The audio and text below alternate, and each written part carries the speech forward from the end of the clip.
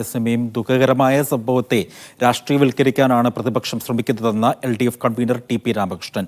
വിഷയം തെരഞ്ഞെടുപ്പിൽ ഉപയോഗിക്കാമെന്ന ദുഷ്ടലാക്കുവെച്ചുള്ള സമീപനം സ്വീകരിക്കുന്നത് തെറ്റാണ്.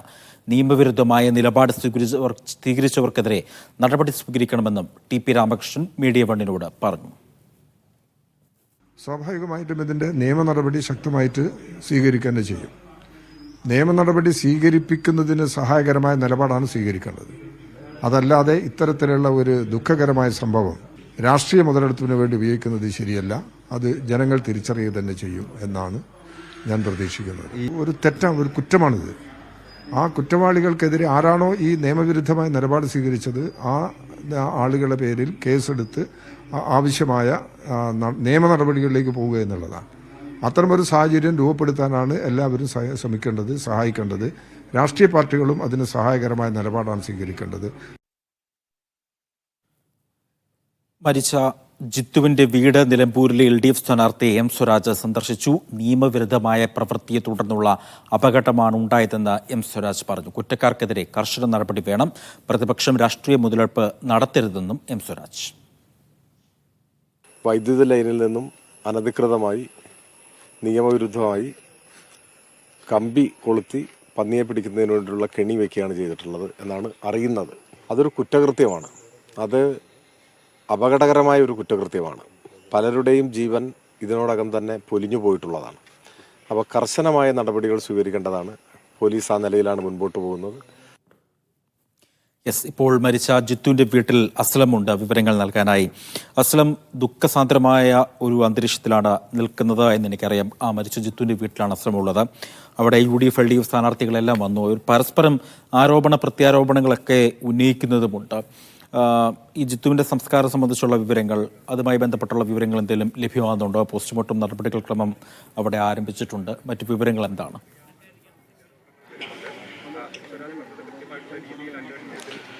മഞ്ചേരി മെഡിക്കൽ കോളേജിൽ നിന്നും പോസ്റ്റ്മോർട്ടം നടപടികൾ പൂർത്തീകരിച്ച ശേഷം മൃതദേഹം ബന്ധുക്കൾക്ക് വിട്ടുകൊടുക്കും. അവിടെ നിന്ന് എന്തായാലും ഒരു മണിക്കൂറിലധികം, 2 മണിക്കൂർ അടുപ്പിച്ച് 1.5 മണിക്കൂറിലധികം യാത്രാ ദൂരമുണ്ട് ഇവിടെ വഴിക്കടവിലേക്ക് എത്താൻ, വെള്ളക്കെട്ടെന്ന് പറയുന്ന ആ സ്ഥലത്തേക്ക് എത്താൻ.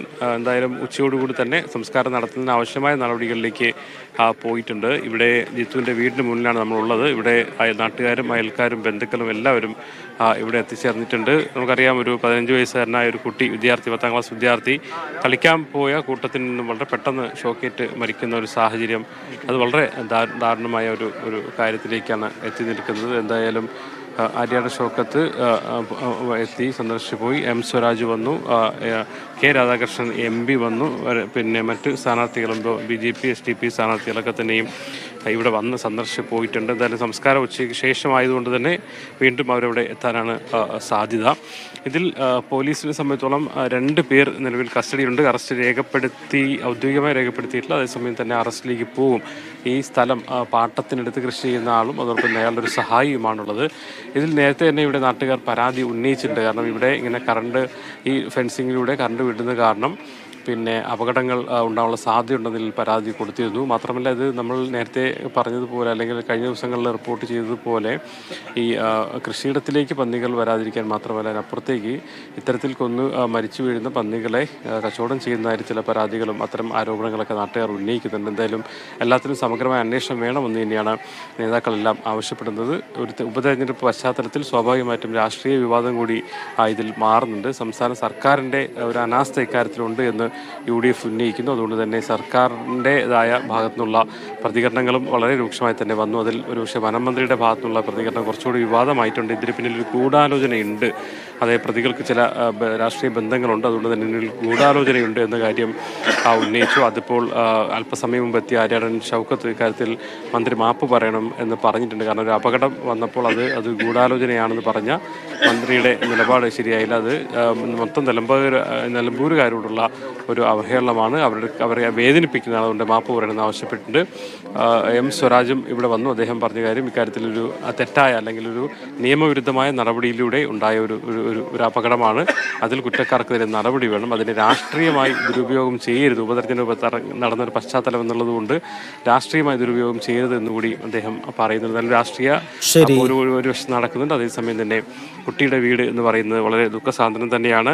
15 വയസ്സുകാരൻ നഷ്ടപ്പെട്ട അച്ഛൻ, അമ്മ, അതോടൊപ്പം തന്നെ അടുത്ത ബന്ധുക്കൾ എല്ലാവരും, ഈ കുട്ടികളൊക്കെ തന്നെ അടുത്തടുത്ത് താമസിക്കുന്ന ആൾക്കാരും സുഹൃത്തുക്കളും ബന്ധുക്കളൊക്കെ തന്നെയാണ്. സാധാരണ നമുക്കറിയാം, വീട്ടിൽ നിന്ന് കളിക്കാൻ പോയി അസ്ലമാണ് കുട്ടിയുടെ വീട്ടിൽ നിന്നും, മരിച്ച ജിത്തുവിന്റെ വീട്ടിൽ നിന്നും വിവരങ്ങൾ നൽകിക്കൊണ്ടിരിക്കുന്നത്.